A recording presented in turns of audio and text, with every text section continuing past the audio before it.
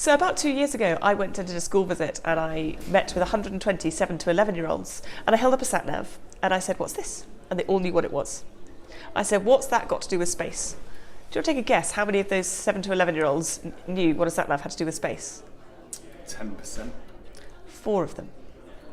And I went, hang on, we've got a problem here, because the government has got this ambition that the UK will have 10% of the global space sector by 2030, and about 80% of that is going to come from satellite applications. And if we want to do that, then the innovators and entrepreneurs of the people for 10, 15 years' time are the people who are 11 to 22 now, really. So putting together a cash prize in the Dragon's Den and the opportunity to develop a concept that I'd thought of either with my friends or on my own, we came up with SatelLife, ran it last year as a pilot and got some brilliant results. About 4 of those winners from last year are now developing their ideas into reality, and the others are going to universities to do space subjects. So the surf-safe entry won the overall group prize. That one was very exciting for me because we could all see it working in reality. The technology is there, it works. It was kind of the idea that you could track people essentially using low orbit satellites and radio wave emitters from a wrist.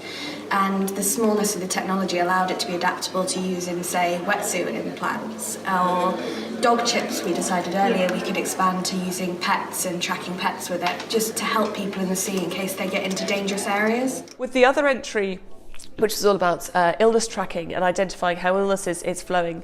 That was also very exciting for us. If you could take the information that's coming from satellites based on the weather forecasting, if you can take the information that's coming from social media and the geotagging that's part of that, you can get medicines to the right place quicker. The students have won a cash prize. They now get invited to what we call a Dragon's Den.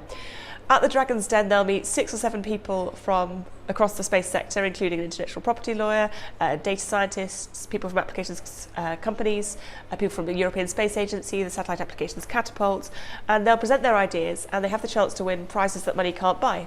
So that might be mentoring, it might be coaching, it might be the development of a prototype, it might be the opportunity to go and have a tour of a satellite factory, for example, just things that you don't get in day-to-day life.